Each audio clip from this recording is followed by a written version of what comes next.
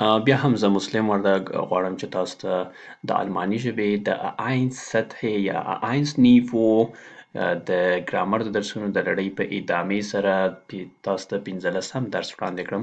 په 15م درس کې موږ تاسو لرو چې adjective comparación. adjective comparación یعنی د صفت مقایسه. موږ تاسو د صفت مقایسه څنګه کوو؟ یعنی څه معنا د صفت مقایسه؟ راځو موږ تاسو همدغه شانتې په انګلیسي کې هم موږ تاسو د یو شي مقایسه کولو دپاره مختلفې درجې لرو، یعنی 3 درجې لرو ورته، چې لومړۍ درجه کې مثلا موږ تاسو په پښتو کې هم که ووایو چې د صفت دپاره درجې ورکولی شو، لکه ووایو چې مثلا احمد یو ښه انسان دی، او که ووایو چې محمود تر هغه یو ښه انسان دی، او وحید چې دی هغه بیا تر ټولو یو ښه انسان دی، هغه بیا تر ټولو هغه بهترین دی، ښه، ښهتر، بهترین، یعنی 3 درجې شوې. همدغه شانتې په الماني ژبه کې هم موږ تاسو دا ښه، ښهتر او بهترین یعنی د یو چا ښه والی، یو صفت توصیف یا صفت ښیي د یو انسان، د یو شي، د یو کړنې وړنې د دې صفت موږ تاسو ته ښیي، د هغې صفت یا توصیف کوي موږ تاسو ته. نو موږ تاسو وایو چې یعنی دا په 3 درجو کې موږ تاسو ته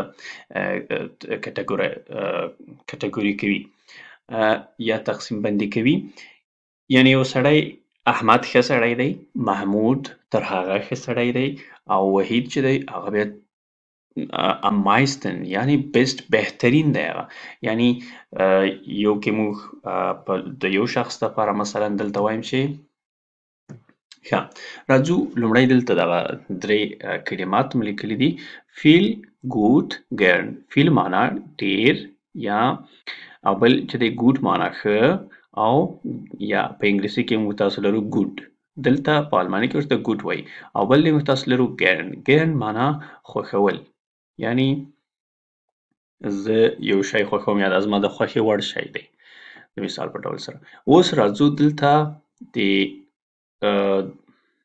د دې حالتونه وایو یا درجې چې دي، او بیا په مثال کې تاسو ته واضح کوم. لومړی دلته ګورئ فیل مو لیکلی ډیر یعنی ډیر، او بل دی mehr تر هغه ډیر یا ډیرتر، او am meisten یعنی تر ټولو ډیر.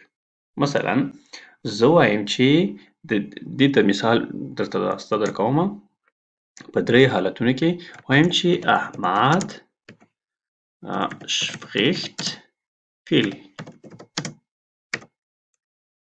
بل مثال دی چې احمد spricht mehr als محمود.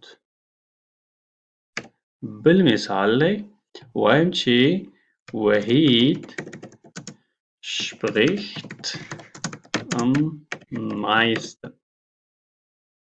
نو اوس راځو ګورئ په لومړي مثال کې وایم چې احمد spricht viel. احمد ډېرې خبرې کوي، یعنی دلته کومه مقایسه نه ده، خو د یو سړي توصیف ښیي. اوس د دغه سړي یا د دغه شخص همدغه توصیف یا د صفت چې دی دا یعنی د دې دا کړنه چې ده دا د دغه صفت په واسطه سره یا د adjective comparison یا د مقایسوي صفت په واسطه سره موږ تاسو د محمود سره مقایسه کوو. احمد د محمود سره مقایسه کوو. دلته وایي چې احمد spricht mehr als محمود. احمد د محمود څخه ډېرې خبرې کوي، یعنی تر محمود ډېرې خبرې کوي. یعنی دلته موږ وایو چې احمد تر محمود ډېرې خبرې کوي، د محمود سره موږ یو مقایسه ورکړه. بل دی وایي چې دلته د 2 نفرو ترمنځ مقایسه وه. اوس یو شخص د ډېرو اشخاصو سره مقایسه کول. مثلا دلته موږ تاسو لرو وحید په صنف کې دی، نو موږ تاسو وایو چې وحید spricht am meisten، یعنی وحید خبرې کوي، یعنی تر ټولو ډېرې خبرې کوي. یعنی دلته موږ تاسو یو شخص د ډېرو خلکو په پرتله باندې مقایسه کړ. نو am meisten یعنی د ډیرو خلکو د یو شی د ډیرو شیانو یا یو سړی د ډیرو خلکو په وړاندې مقایسه کول.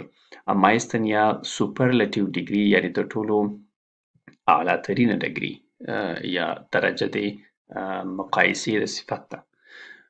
ښه بل راځو gut besser am besten. اوس مثلا د دې دپاره موږ تاسو دلته مثال ورکوو چې احمد spricht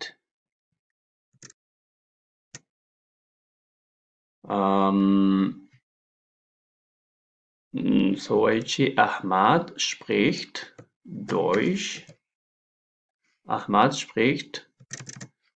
gut Deutsch.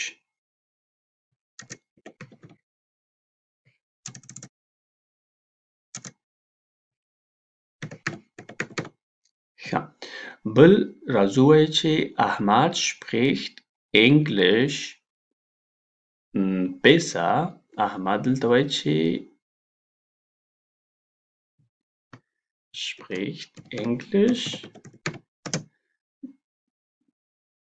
دلته مهر خرابوو besser لیکو besser als Mahmud. بل مثال دی وایي چې وحید spricht am besten.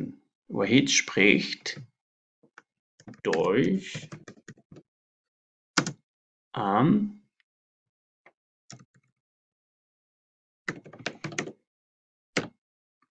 besten.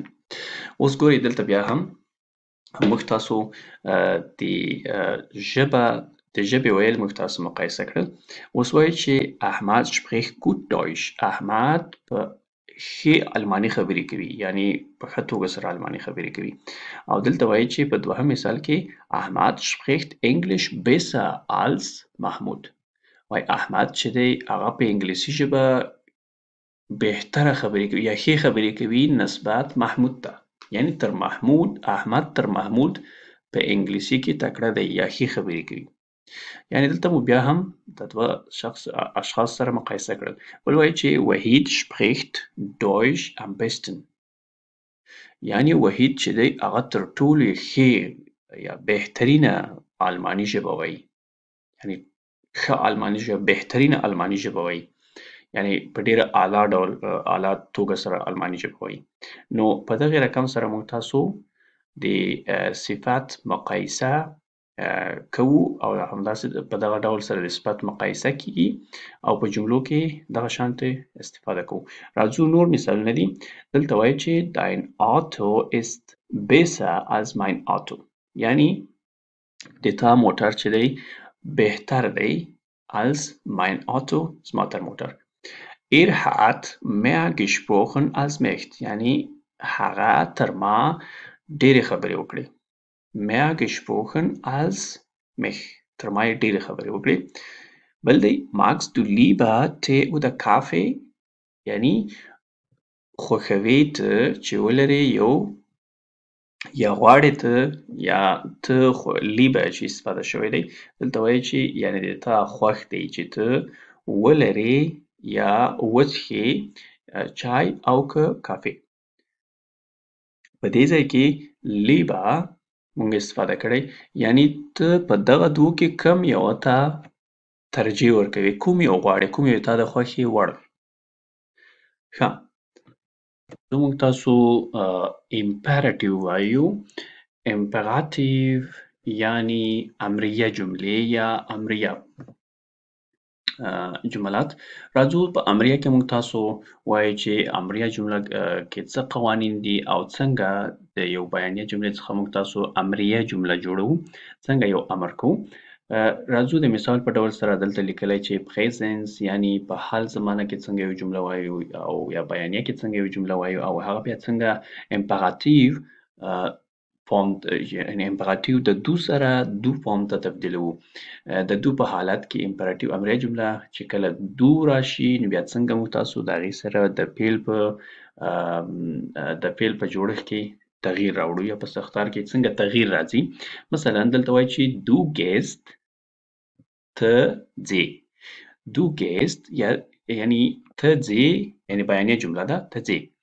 یو چاته وایي چې لاړ شه، ته لاړ شه.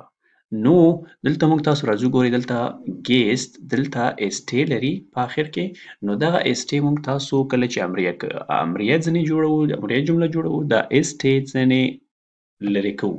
دلته ایسټې ځنې لرې کوو او صرف ګې پاتې کېږي. نو یو چاته وایي چې ګې، یو چاته امر کوو ګې یعنی لاړ شه. بل دی du nimmst. Du nimmst یعنی ته خورې. Du nimmst eine Tablette. ته یوه ګولۍ خورې. یو ټابلیټ خورې، یوه ګولۍ خورې. نو دلته بیا هم د همدغې قانون مطابق چې موږ دلته پورته ویلې ایسټې ځنې خرابوو. وایي چې نیم وخوره، واخله یا وخوره. بل دی دلته راځو ایر ګیټ یعنی په ایر فارم کې چې بیا هم دا د ته په معنا باندې دی، ته استفاده کوو. ایر ګیټ یعنی ته ځې، او کله چې د دې یعنی دلته ایر راغلی دی، ایر راغلی، نو په دې ځای کې موږ تاسو بیا دلته د هغه سره همغه د فعل خپل حالت استفاده کوو، خو په یوازې شکل سره. مثلا وایي چې ګیت، ته یعنی دلته امر کوو چې لاړ شه. ته لاړ شه، ته ځې، دلته وایي چې لاړ شه، ګیت لاړ شه. ایر نیمت ته خورې یا ته اخلې، دلته وایي چې نیمت وخوره. بل دی امپراتیو ایر فارم. ښه دلته ایر نه، البته دا زی هغه کې راځي. کله چې موږ تاسو په مؤدبانه شکل سره یا د سینګولار تھرد سینګولار پلورل ته موږ تاسو استفاده کوو، پلورال ته موږ تاسو استفاده کوو، نو په هغه صورت کې موږ تاسو مثلا زی وایو. تاسو مثلا زی گهن، تاسو ځئ. تاسو ځئ په مؤدبانه شکل یا په رسمي شکل چې موږ تاسو استفاده کوو، تاسو ځئ. دا یې بیانیه حالت دی. او په امپراتیو حالت کې یعنی په فعل کې کوم تغییر نه راځي. او دلته زی وروسته بیا راځي. مثلا وایي چې گهن زی، تاسو لاړ شئ. دلته تاسو ځئ، دلته وایي چې تاسو لاړ شئ، امر کوو تاسو لاړ شئ. بل دی زی نیمن. زی نیمن دلته وایي چې تاسو خورئ، دلته وایي چې نیمن زی، تاسو وخورئ. یو چا باندې امر کوو. راځو دلته بیا نورو جملاتو ته. Aussage Satz. Aussage Satz und Imperativ Satz. Imperative Satz یعنی Aussage بیانیه جملات او Imperative Satz او امریه جملات. Wo steht das Verb یعنی verb یا فعل په کوم ځای کې موقعیت لري. او دلته دی چې بیا vergleichen Sie یعنی سره مقایسه کړئ. vergleichen یعنی سره مقایسه کړئ. Sie trinken Tee. Sie trinken Tee. تاسو څښئ چای. trinken Sie Tee یعنی وڅښئ تاسو چای. یو چا باندې امر کوو، یعنی دا بیانیه شوه او دا هم امریه حالت دی. فعل دلته په دوهم موقعیت کې قرار لري او دلته هم په لومړي موقعیت کې په امریه جمله کې. Du bist zu laut یعنی تاسو ډیر په لوړ اواز یاستئ یا ډیر شور کوئ یا ډیر په لوړ اواز یاستئ. Sei bitte ruhig یعنی آرام اوسئ. راځو بل دی Imperativ Satz. dritte Person Plural یعنی د دریم شخص پلورال دپاره چې دا پورته موږ تاسو ویلې لکه nehmen Sie eine Tablette. وخورئ تاسو یوه ګولۍ، یو چا باندې امر کوو. gehen Sie zum Arzt یعنی ولاړ شئ تاسو ډاکټر ته. دلته بیا هم امر کوو په مؤدبانه یا رسمي شکل کې چې پورته مو وویلې. امپراتیو zweite Person Singular یعنی د دوهم شخص مفرد دپاره. Du nimmst nimm eine Tablette. Du nimmst یعنی ته خورې، دلته ته وخوره یوه ګولۍ. دلته du gehst geh zum Arzt یعنی ولاړ شه ډاکټر ته. نو دا اوس موږ تاسو 15 درس. د نور درسونو دپاره بیا هم زموږ سره اوسئ.